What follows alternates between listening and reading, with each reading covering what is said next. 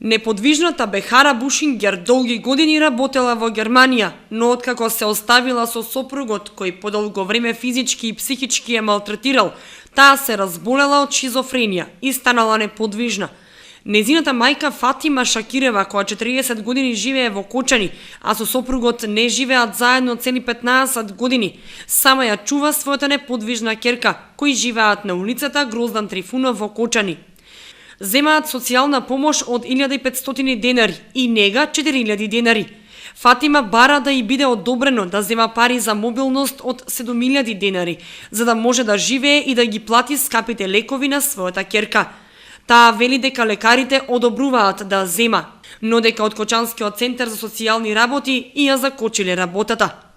Сега мобилноста, како на сите што дават, и таа е непокретна, во количка е, треба да се пружде. А мобилноста ми треба да се земе, има си све, оти неподвижна, плюс има си мислење и наод, што е како...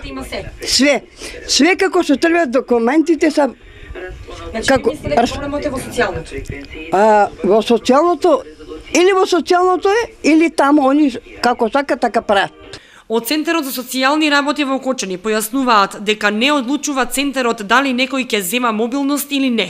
Откако се слушне лекарско мислење, документите за мобилност се поднесуваат во Центарот, но потоа одат на лекарска комисија во Штип, која одлучува дали ќе биде одобрено да прима мобилност или не.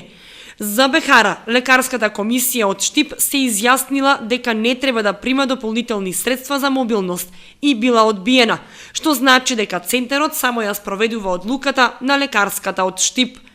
Од Кочанскиот центар за социјални работи појаснуваат и тоа дека одлуката на лекарската комисија од Штип дека Бехара е одбиена за мобилност и била врачена на Фатиме.